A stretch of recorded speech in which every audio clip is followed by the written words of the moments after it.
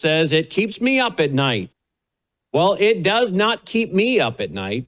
I'll tell you what keeps me up at night is a pinched nerve in my back running all the way up my neck and down my left arm, which feels like it's falling asleep for the last 6 months. But I don't think I've complained about it one time in 6 months on television. But that's what keeps me up at night. Asteroids, you know what? At this point, I'm not sure I would care if an asteroid fell on my house and took me out. As much discomfort as I am with this arm. But this guy, he's up at night over asteroids. And I thought to myself, well, isn't that just one more of the many things that are converging at the same time? Are we seeing again the stage being set for Bible prophecy to be fulfilled? Because you know what the Bible says about asteroids?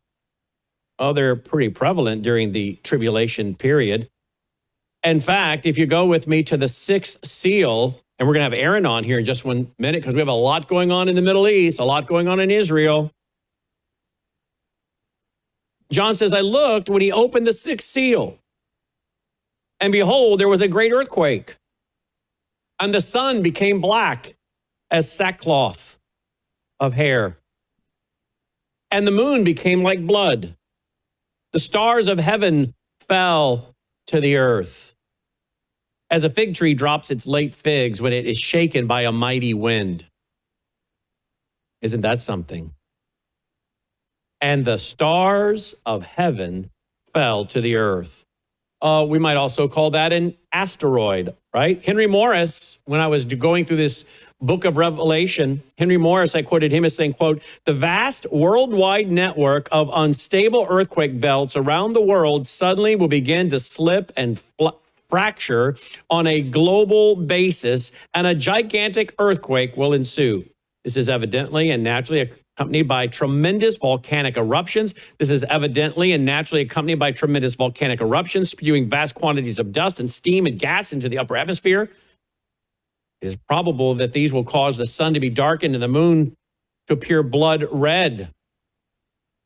And then he says, quote, the most likely identification of these particular falling stars is that of a great swarm of asteroids that pummel the earth.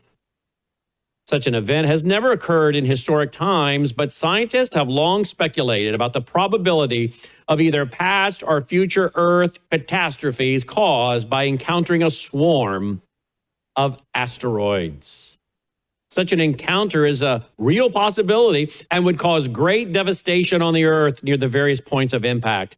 A shower of giant meteorites might have much more the same effect. It might even be the trigger that will set off the global earthquake. Now, isn't that interesting? So as I read today's headlines, I immediately went to the Bible. Now, we started with the Bible, didn't we? We didn't start with the headline. We started with the Bible. We'd already studied the Bible together.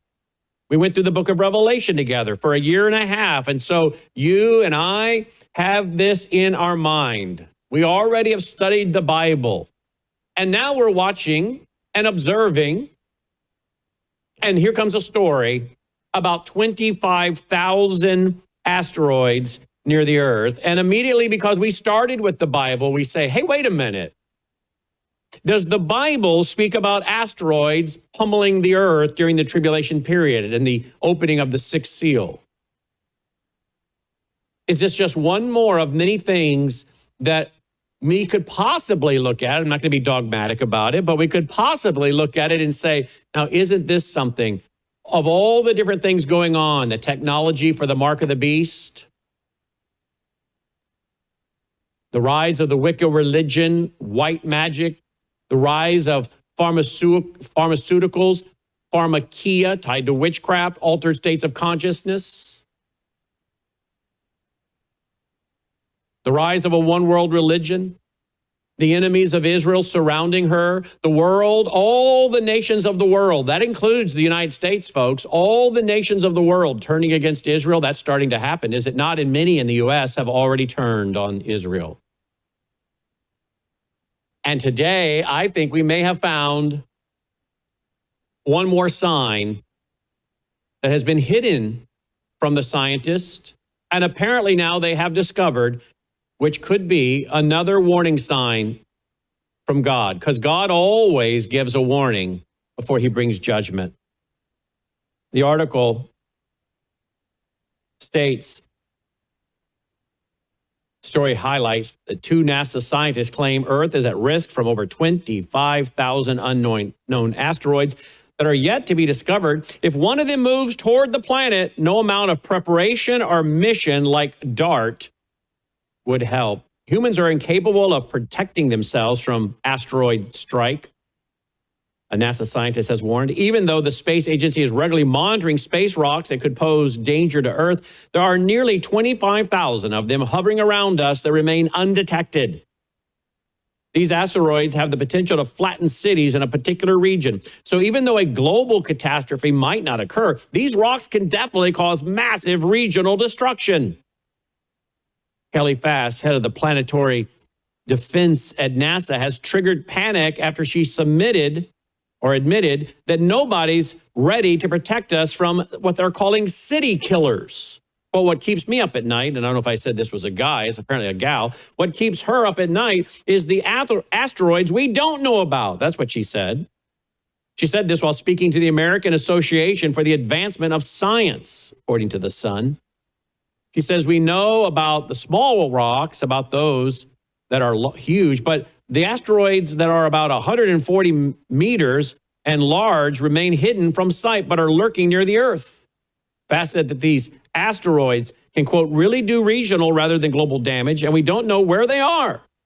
Then she added, quote, it's estimated there are about 25,000 of those, and we're only about 40% of the way through, end quote. Adding to the worry is another scientist, Dr. Nancy Shabbat from Johns Hopkins in Maryland, the university. She headed NASA's DART mission in 2022, and yet is not optimistic about saving Earth from a potential city killer asteroid. She said, quote, we don't know where 50% of the 140 meteor asteroids are, which is a concern. We would not have any way to go and actively deflect one right now. Deflect. Isn't that interesting? Well, the Bible says this is going to happen during the tribulation period. In fact, the Bible talks about the fact that you have the leaders of the world diving underground. Now, you would think that with earthquakes and all kinds of things like that, the last place you'd want to be is underground.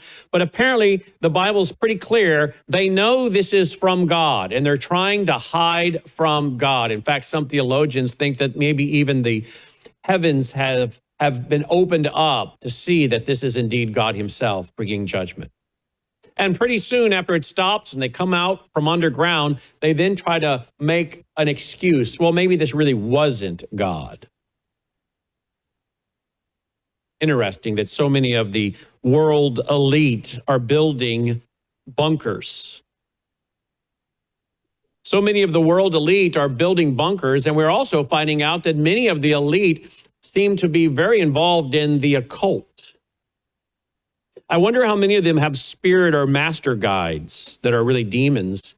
I wonder how many of their spirit or master guides are telling them, hey, do you know what's coming? You might want to build an underground bunker. Let me tell you what's coming. Have you heard all the politicians talking about UFOs and aliens? Didn't we see last week former President Barack Hussein Obama talking about UFOs?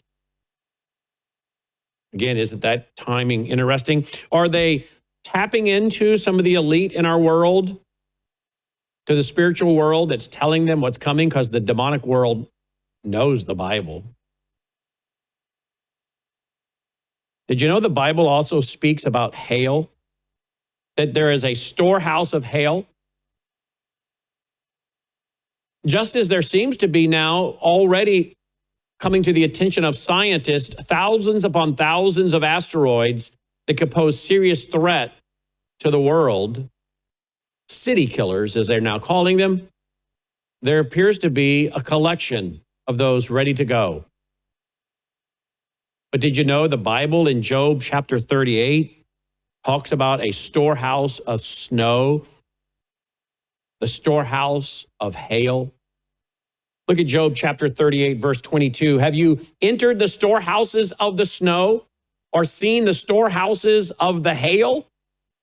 which I reserve for times of trouble, for days of war and battle. What is the way to place where the lightning is dispersed, or the place where the east winds are scattered over the earth?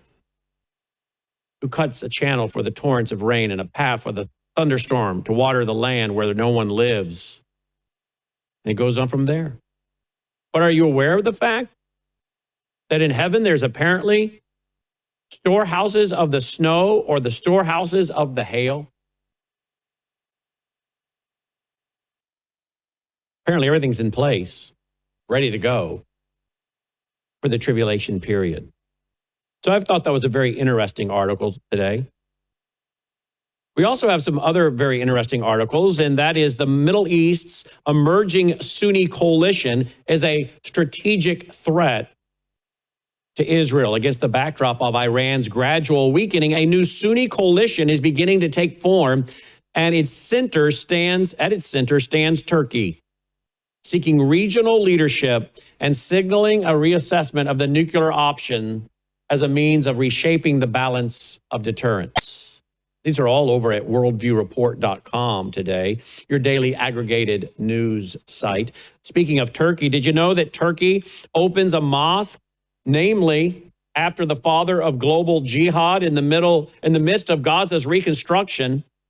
Turkey is dedicating a house of worship whose namesake is regarded as an ideological pioneer of Al-Qaeda.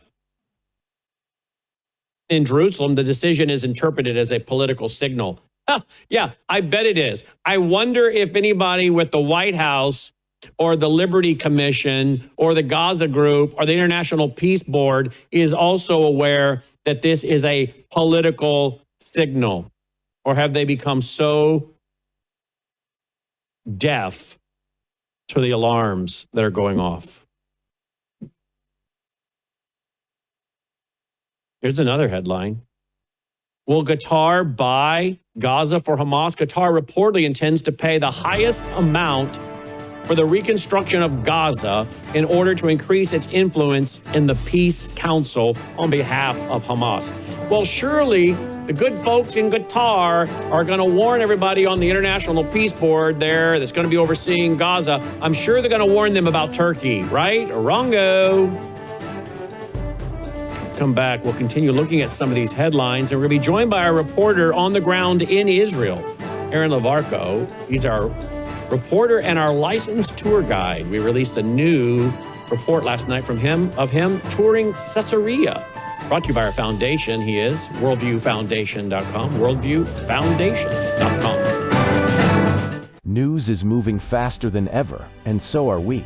Worldview Tube brings you 24/7 live stream coverage and now real-time alerts when it matters most. Once you have the Worldview Tube app installed, exit the app and navigate your way to Settings. In Settings, locate the tab labeled Notifications. Select the Notifications tab. Scroll down until you locate the Worldview Tube app icon. Select the tab. And here, you can turn on and customize your notification experience for the Worldview Tube app. News doesn't wait, and neither should you. Turn on push notifications to stay informed. Every headline as it happens. You're watching Worldview Tube, built on the 35 years of Worldview books, documentaries, research, high-profile interviews, and the radio and television broadcasts of Brannon House. All right,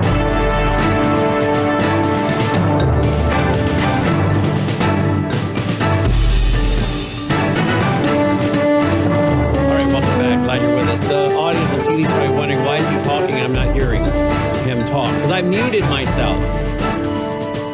I bet my wife wishes she could get a hold of that button every now and then. I muted myself so I could talk to Logan. Aaron Levarco joins me now. He just gave us a great video touring Caesarea. We played that last night. It'll be available soon here at worldviewtube.com. But I want to go to Aaron about this headline today. 25,000. What's that, Logan? Oh, it's already there? It's already up? The tour of Caesarea? It's already there, folks. Look at that. What a crack team we got in the Control room. I want to go back to this headline. 25,000 hidden asteroids lurking near Earth pose major threat. And yet this is in the Bible. The opening of the sixth seal is one spot. Aaron, welcome back to the broadcast. Thanks for being with us. This poor lady, it says it keeps her up at night. I don't think about it at all. No, I wouldn't either. But are we missing your microphone? You sound like you're across the room. Do we need to turn your microphone on? I don't know. Can you hear me? We can. It just sounds more echoey than normal, but we'll live with it. Let me put my microphone closer. There you go. I don't know if that's better. Way better. Way better. Oh, okay, good. So what do you think of this? Well, shocking, absolutely shocking. When it comes to, the amount of asteroids, I don't know enough about it, but, we're talking big numbers here. And certainly, the sixth seal that you mentioned, my mind went to Matthew 24, although it does say after the tribulation, the sun will and the moon will grow dark, and there will be signs in the heavens.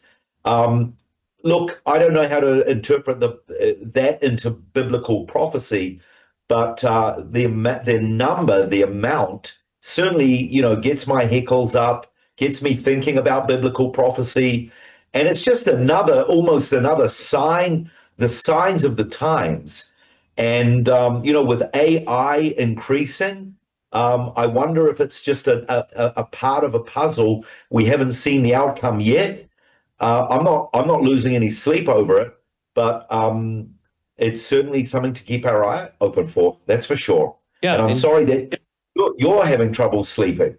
Oh well, it's a pinched nerve. It'll be fine. Okay, it'll be fine. Go over to Revelation chapter 8. I believe it's Revelation. Let me just double check the passage on this, guys. Revelation chapter 8, verses 7 starts at verse 7. Here's what we read, Revelation chapter 8. The first angel sounded, and hail and fire followed, mingled with blood, and they were thrown to the earth. Isn't that something? And a third of the trees were burned up, and all green grass was burned up. Again, we go back to this idea of hail, and yet I just went to Job chapter 38. It says that there is a storehouse in heaven of snow and of hail. It seems like everything has kind of already been pre-planned for this 7-year tribulation. Isn't that shocking, the things we keep discovering in the Bible? The biblical terminologies that you just showed us in that verse definitely reminds me of Egypt. Yes. You've got the hail, you've got the, what else was it? The hail, You've got hail fire. And you've got mingled with blood. Yeah, you've got blood. Now they were judgments. I think you're referring to Exodus, like right here, Exodus 9. Yeah. Therefore, sin now and gather your livestock and all that you have in the field, for the hail shall come down on every man and every animal which is found in the field and is not brought home, and they shall die. And the hail struck throughout the whole land of Egypt and all that was in the field, both man and beast, and the hail struck every herb of the field and broke every tree of the field. It's interesting you brought that up because we don't rehearse these broadcasts. And yet that's exactly what we went through in our study on Revelation, was all of the things that seem to be going on in the tribulation. I shouldn't say all, but many of the things going on in the tribulation seem to be going on with God's judgment during Exodus, the book of Exodus. Exodus 7, verse 20, and Moses and Aaron did so, just as the Lord commanded. So he lifted up the rod and struck the waters that were in the river in the sight of Pharaoh and in the sight of his servants, and the waters that were in the river were turned to blood. We also have other passages in Revelation where this is going to happen as well. A lot of similarities between some of the plagues during the tribulation and during the time of the book of Exodus. Exactly. And Brennan, that first passage you showed from Exodus 9, did you read that again? It says, and gather them up. It's like the storehouse you just mentioned, storehouse in heaven. There it says, therefore send now and gather your livestock. It's almost, it also reminds me of Joseph storing up in the barns. You quoted about God's storehouse, but it's not clear, because usually storehouses are for when either a famine or you're under siege. You keep storehouses in case your enemies try to starve or thirst you out. But it seems to me that these here that you're talking about from Revelation, they're God's storehouse. Yes. On his judgments. Yep. And that's scary. You know, when those plagues were rained down on Egypt, that was a judgment. That was a judgment on the gods of Egypt. The hail, the frogs, they were all Egyptian gods. So I don't know exactly how to interpret it, but it definitely, to me, speaks of some kind of judgment on the way, and God is storing it up. And the Revelation 11 tells us that the two witnesses have the power to turn the waters into blood. Well, in the days of Pharaoh, there was what was called the Nile god. And there was the belief that when you took water out and poured it on the ground, the god in the Nile would bless your ground. And that's why God struck the Nile, because it was one of the chief gods of Egypt. So, and he struck it with blood. He turned it red with blood.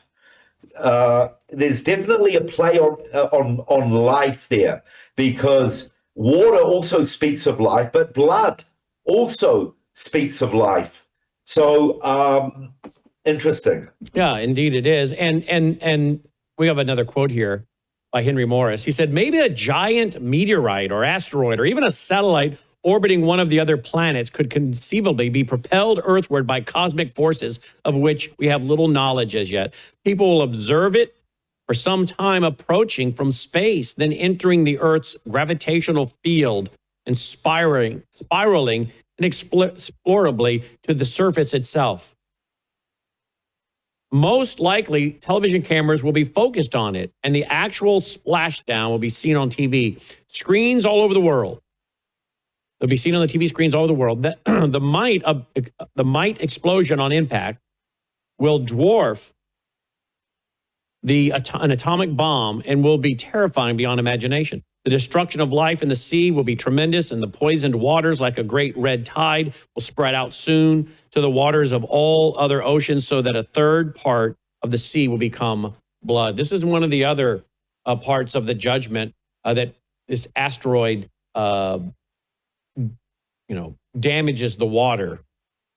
Here it is. The second angel sounded, and something like a great mountain burning with fire was thrown into the sea, and a third of the sea became blood, and a third of the living creatures in the sea died, and a third of the ships were destroyed. Wow. I'm so glad I'm not going to be here during this, Aaron. Yeah. It also reminds me of the destruction of Sodom and Gomorrah, when the Lord rained down brimstone and fire, when the Lord intervenes through nature in a fierce way. It's almost like there's a line that's being crossed, and then he somehow intervenes. So, yeah, this is people that are going to be around in this time. They're going to regret not turning to the Lord. Indeed, they are. Well, let's go to. So there we go. 25,000 hidden asteroids, and they're not even through examining everything. There's a lot more to go. Seems like the stage is being set. All right, let's go to this one here. Will Qatar buy Gaza for Hamas? Qatar reportedly intends to pay the highest amount for the reconstruction of Gaza in order to increase its influence in the Peace Council on behalf of Hamas. What are your people in Israel saying about that this afternoon or evening over there, your time? This is another shocking piece of news that it goes through one ear and out the other to a lot of Israelis, sadly.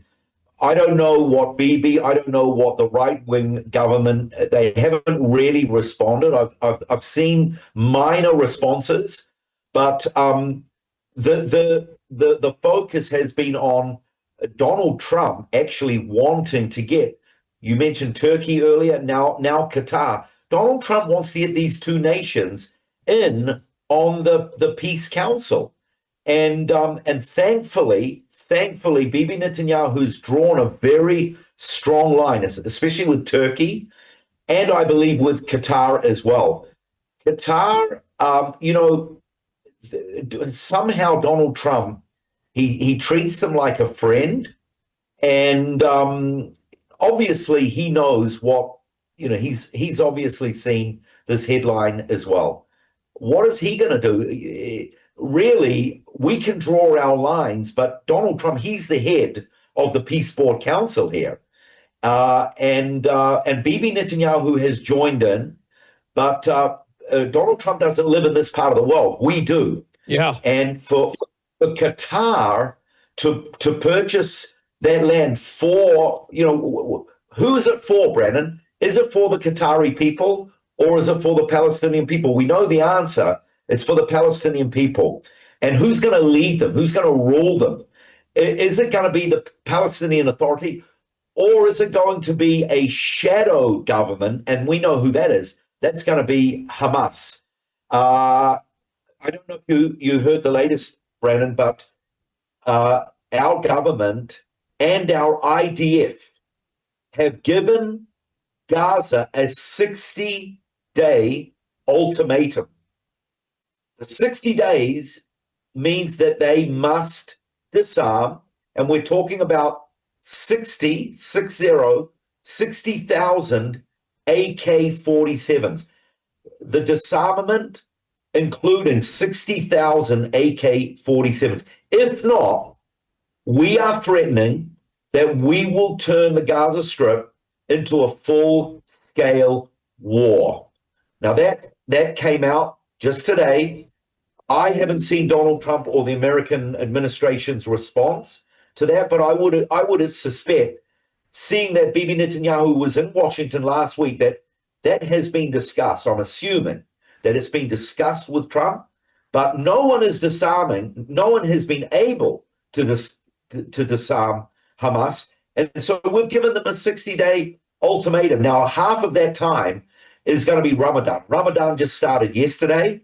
So there's obviously, we are still playing games and allowing religious freedom for the Muslims, even though they attack us on Yom Kippur, the Yom Kippur War. They attacked us on October the 7th, which was a sacred, holy day for us. Simchat Torah, the rejoicing of receiving the law at Mount Sinai. But we also,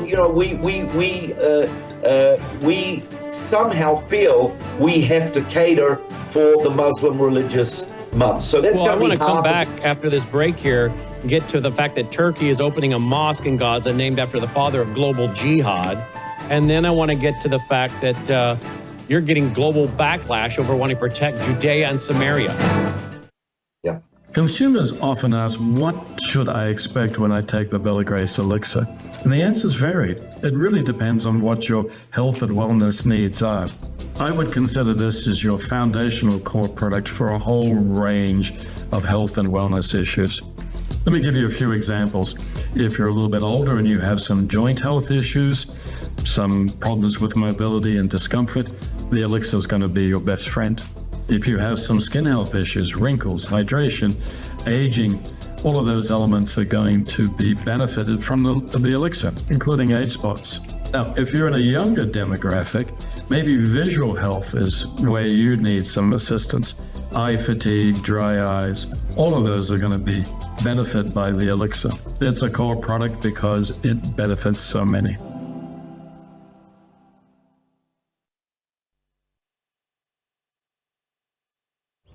Nature has a rhythm.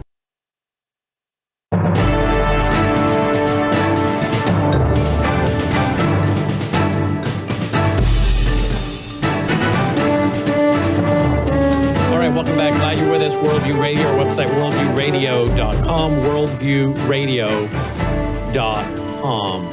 All right, let's go to the fact that there is we're going to get to the mosque, but I want to go right away to this. Israel receives global backlash over expansion of control in Judea and Samaria, what is derogatorily called the West Bank. President Trump has said he's not going to allow Israel to annex this area. I think you guys are going to are on the process of building more homes there for Israelis. Again, I just don't understand why we allow why you allow Donald Trump's administration to tell you what you're going to do with your land. I mean, can you imagine if Benjamin Netanyahu said, we are not going to allow ICE to go through America and arrest illegal immigrants from Mexico? We're not going to allow that.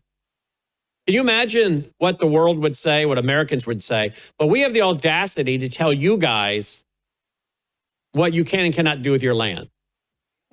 Why is this not a bigger topic?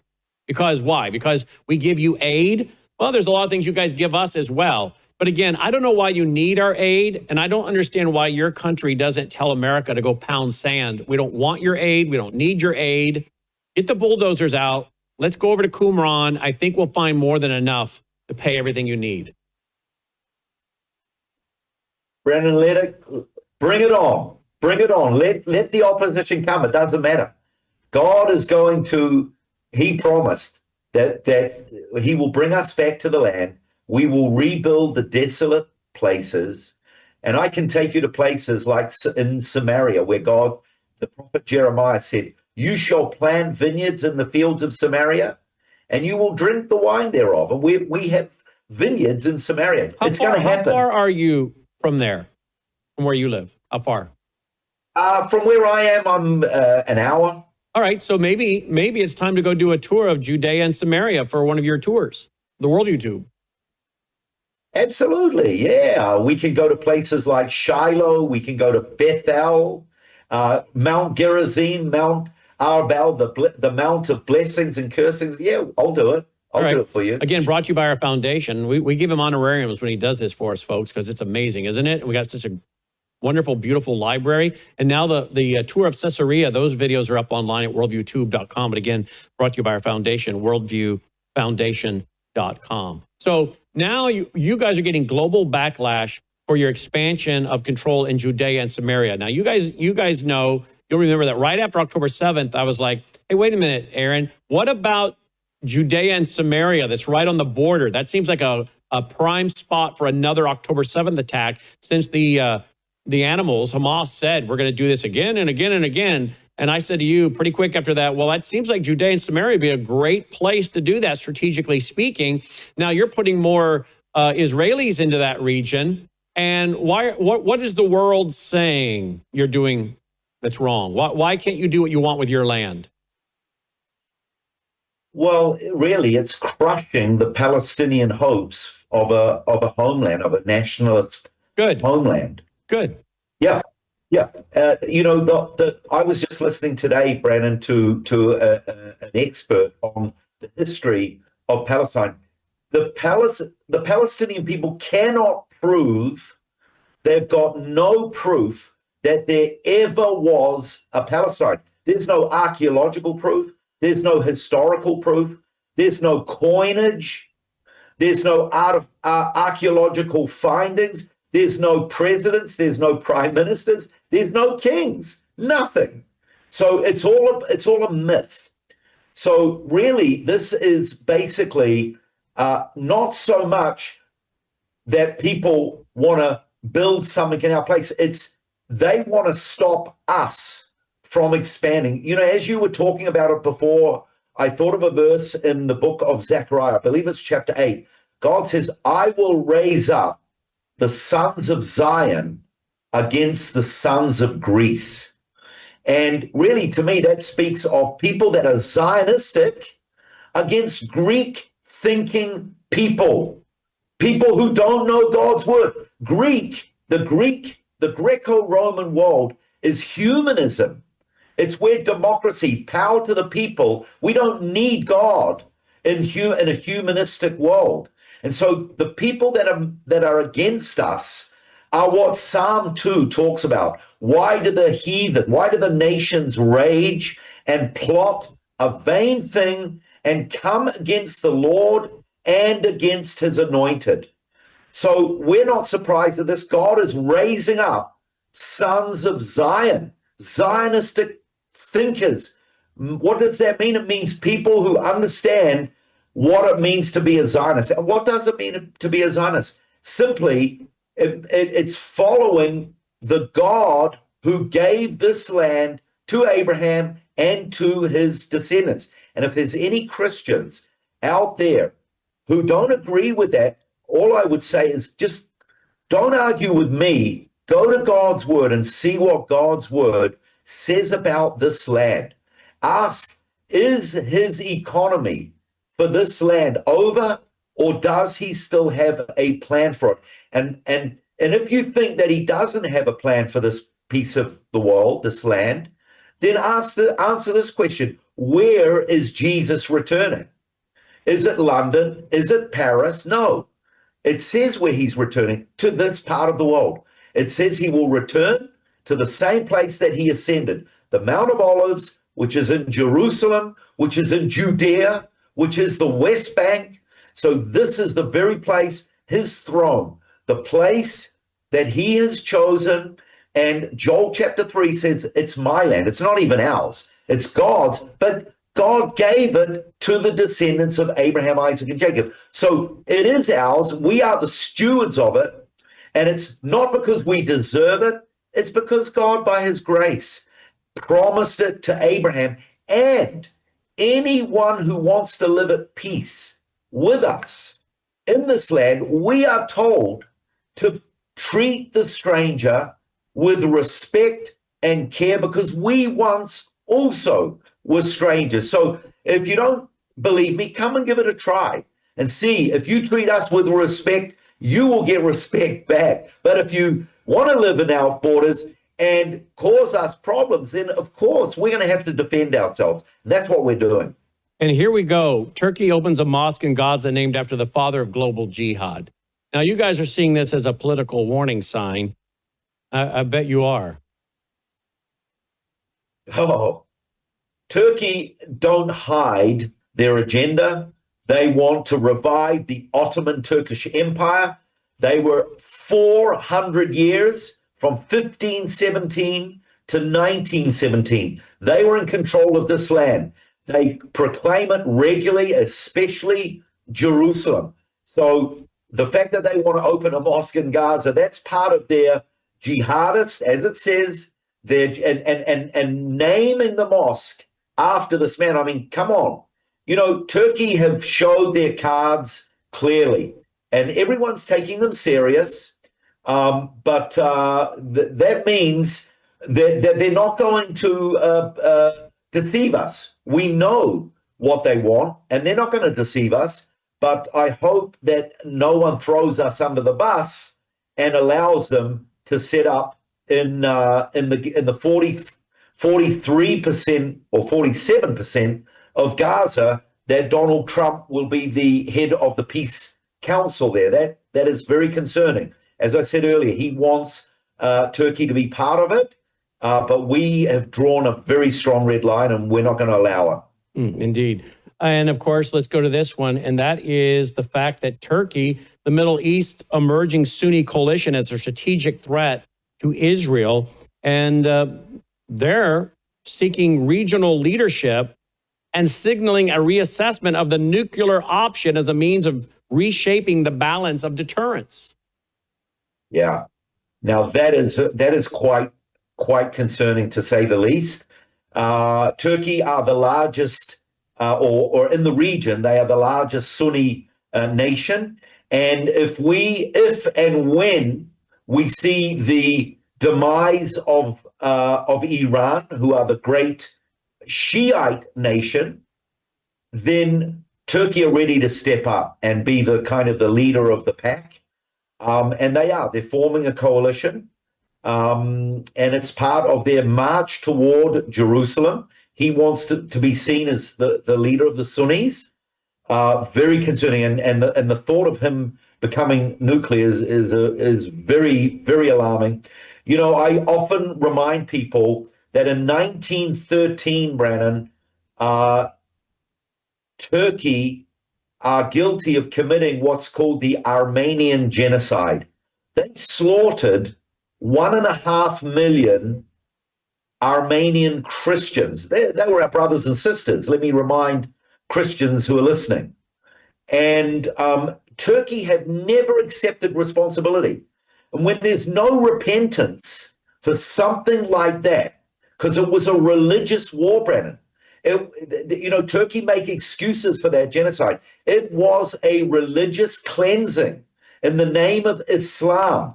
They have a lot of blood on their hands. And God said to Cain, the bloods, it's in plural, the bloods of your brother cry out to me from the ground. The reason why he said it in the plural, the bloods, is it wasn't just Abel, it was Abel and his descendants. So we talk about 1.5 million Armenian Christians plus other generations. I know many Armenian Christians. We have an Armenian quarter in the Jewish old city of Jerusalem. I know a lot of Armenian Christians who are still reeling, who are still hurting. And Turkey have blood on their hands. One thing that President Biden came out, and let's give honor where honor is due. Let's give credit. One of the first things President Biden did when he became the president, he actually declared or acknowledged the 1930 Armenian genocide at the hands of the Turks. Turks were very unhappy with it. But it's interesting. Someone like President Biden would do something good like that, but he did. And the Armenian community are very thankful for that. But that's something that is very, very strong. And I think the public need to know what the Turks have done. Just that alone is bad. But they've done a lot of other atrocities. And we know that spirit that operates over Erdogan and that nation, they are, there's a darkness there, and they want our blood, and they're not afraid of saying it. Your President Trump, he seems to like Erdogan. That's a mystery to me. Yeah, it is. But he likes Paula White too, so that's a mystery. 1-800-3, I think I got a laugh out of the control room on that one. 1-800-347-9829. 1-800-347-9829. Again, 1-800-347-9829. Your thoughts, your comments, your questions. Phone lines are now open with our reporter on the ground in Israel, Aaron Lavarco. Now, my friends, we could have spent the whole time so far talking about Nancy, what's her name? Guthrie? Like Fox does 24/7, but aren't you glad we did it? Aren't you glad we did not? They keep this going, folks. How many of you think this is a huge distraction? We could be talking about so many important things. And what about all the children that are missing? All the children being trafficked? There's so much to talk about. How about the guy yesterday that apparently was transitioning and shot and killed his wife and shot at his kids at a hockey match? And then up in Canada, we had transgender doing that too, right? I guess the media doesn't want to cover all that. They need a distraction. We'll be right back. Nature has a rhythm, a quiet strength, a way of restoring, protecting, and renewing us. Wellness isn't just about how you feel today. It's the quiet choices you make for tomorrow. At myvitamin.com/worldview, we've made daily self-care simple. Quality vitamins, daily supplements, and targeted nutrition. myvitamin.com/worldview makes it easy. Pure ingredients thoughtfully combined, tailored for your body. Formulated by a doctor who has over 25 years of medical practice experience and is a certified functional medicine provider. Visit myvitamin.com/worldview today and take the next step towards strength, balance, and resilience. Discover the wide range of med packs made for you and your loved ones. What you nurture today becomes the strength you walk in tomorrow.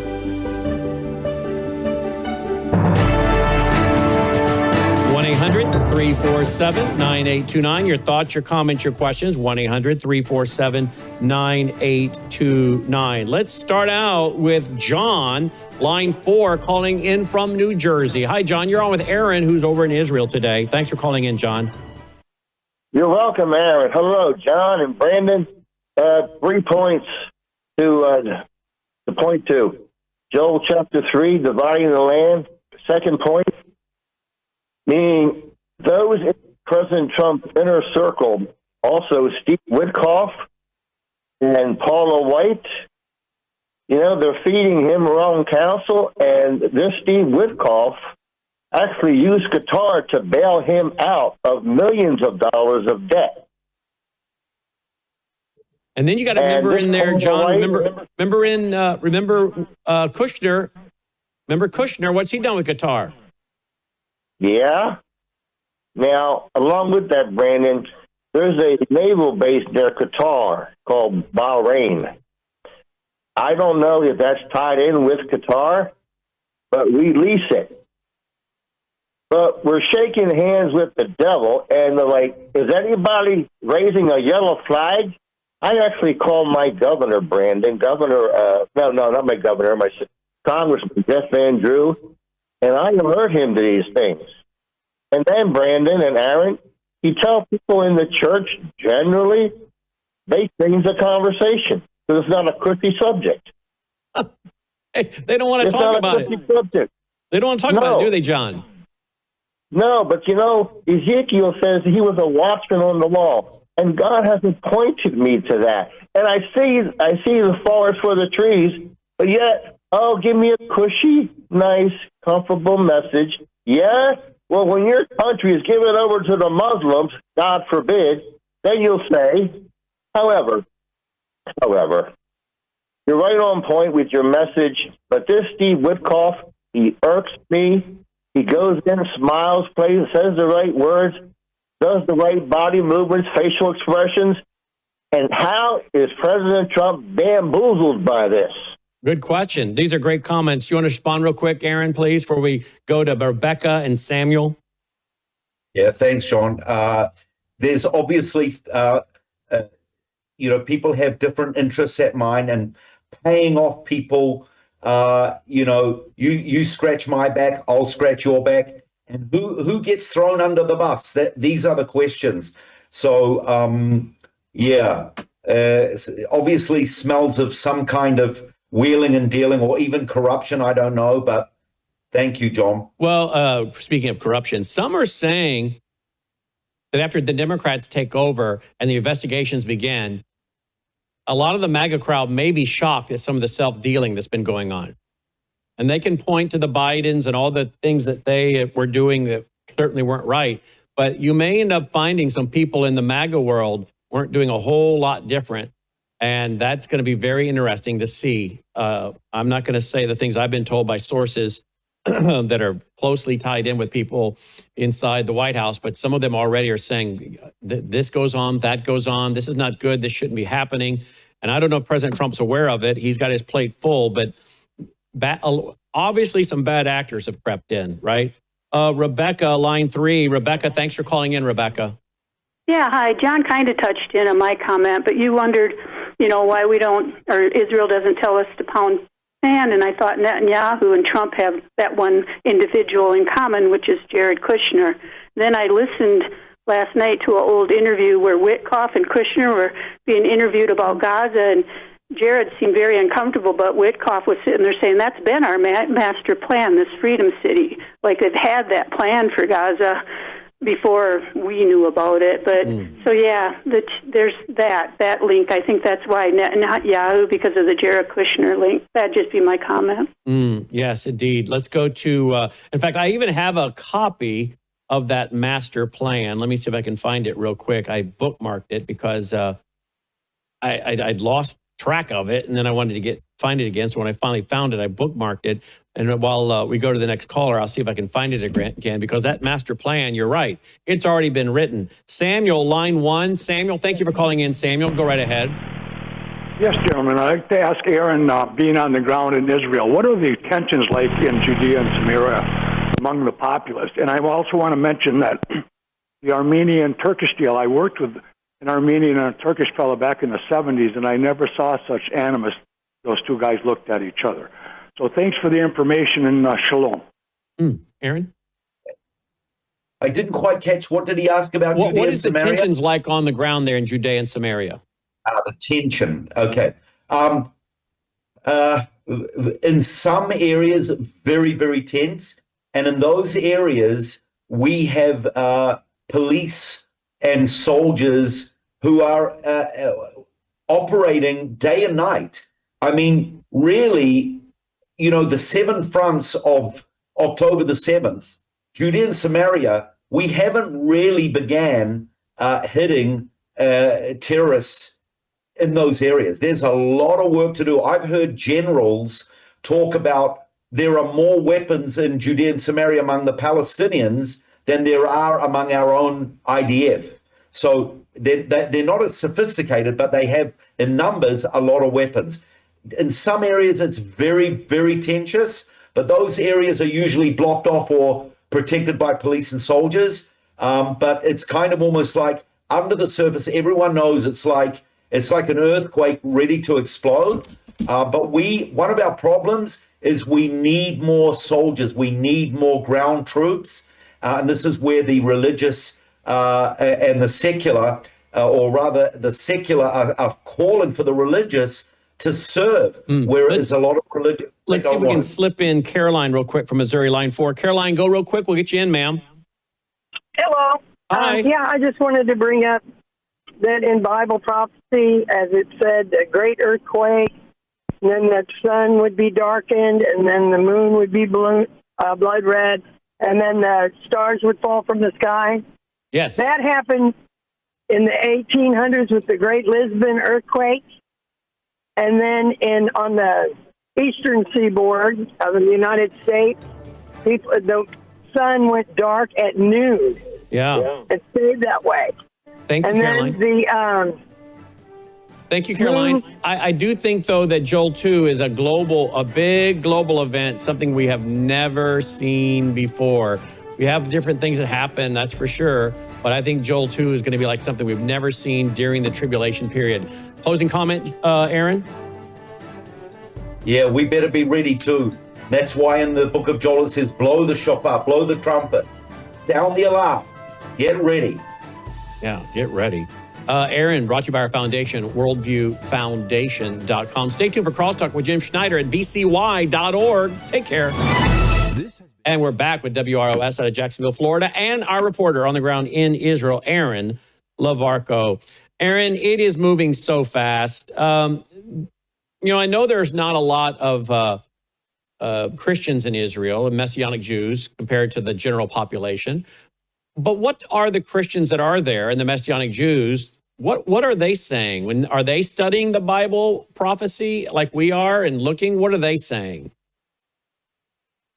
Big question, Brennan. There's different, different groups. There are young baby believers, and of course they're growing in their faith. There are others that are struggling in their faith. And then there are others more mature believers. They're absolutely tuned in to what's going on. They believe that where God has brought us back home, God is continuing to bring us back home. Our focus perhaps more on outside events, the nations coming against us. Our focus is actually probably more on Romans 9, 10, 11, and especially Romans 11, where it says one day all Israel will be saved. So our heart's prayer and desire, like Paul says in Romans 10:1, is that Israel will be saved. But you can't get away from, all the nations coming against us. And book of Zechariah, the last 4 chapters, definitely we're plugged in to end time biblical prophecy, no question about it. But in the meantime, we're fighting. We're fighting for our survival, and we're praying, and we're trying to reach out and evangelize the whole house of Israel. Mm-hmm. What do you make of all the people online that are out there talking about how these Christians are being so persecuted in Israel by the Jews? Are you seeing these social media posts and have you kept up with that? Yes. Yeah. And I got a letter actually last week, Brandon, about this, and someone sent me a video. Look, I can tell you, I know for sure what's going on with this persecution of Christians. I can tell the public firsthand. It's one here, one there. It's not a common thing. Sadly, you get one event and it makes out that it's a generalization. Any time an event like that happens, and it does happen every so often, our authorities come down very, very heavy on it. I've seen Orthodox Jews spit on Armenian priests. I've seen it. I've been there right at the time. And I stood up for the Armenian priests. And I said, you should be ashamed of yourself. But that doesn't happen all the time, Brandon. And so for people listening out there, you need to know that that if it does happen, our government doesn't turn a blind eye. They clamp down on it very strongly. And like I quoted earlier, Brandon, the scriptures are very clear. It says, you must treat the stranger in your land with respect, because you also once were strangers. So that's our mandate. So if we're doing it and we are and our government are not clamping down on it, God sees it and God's not happy. So you pray that God will judge us. You pray that God will judge us for doing so. But you don't have to pray that, because our government is clamping down on it. We don't put up with it. We are a democracy. We allow freedom of speech and freedom of religion. Simple as that. What are your thoughts on the latest related to Iran and striking Iran? I know that the USS, what is it? Which one is moving into the region? Is that USS Gerald Ford, I think, is moving into the region? I think it's like 5. I don't think it's going to be there until toward the end of this week. Yeah. I think I read last week it was going to be 2 to 3 weeks. We've been talking about this for the last month. Brandon, I'm seeing it's not a matter of if, but when. And I believe it's Bibi and Trump, they're diverting people's attention. They've got a plan, no question about it in my mind. They've got a plan. It's going to be, what I'm hearing, it's going to be hard and it's going to be fast. That no one wants a long, drawn-out war. The Iranian regime's son, he is now stepping up more, Brandon. So, what's his name? Lindsey Graham was here just over the last couple of. And then people like General Keane, they're all saying, "Get ready, it's going to happen." So I'm going. These guys are generals; they know a lot more than I do. But all I'm hearing, it's just a matter of time. And then by the way, Russia, China, Iran are deploying ships for joint exercises in the Strait of Hormuz. So that's of concern as well, what it'll do to fuel prices. And quick. No, something very important. Coming up next week on Monday is Purim. It's the Feast of Esther, where we overturned Haman and the wicked plot of Persia, that spirit. And usually every year, at that time of the year, something prophetic happens. That's next week on Monday. Well, we'll be sure to visit with you. Thank you, Aaron. Aaron of lighttothe.com, brought to you by our foundation, worldviewfoundation.com, as we send him regular love offerings to keep him reporting and making those videos like the one available now of him touring Caesarea at worldviewtube.com. Take care.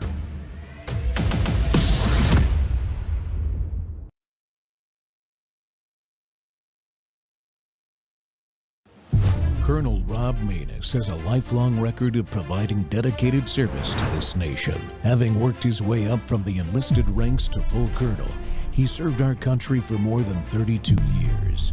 He has served as a bomber squadron commander, bomb disposal technician, Joint Chiefs of Staff operations officer, assisted the National Security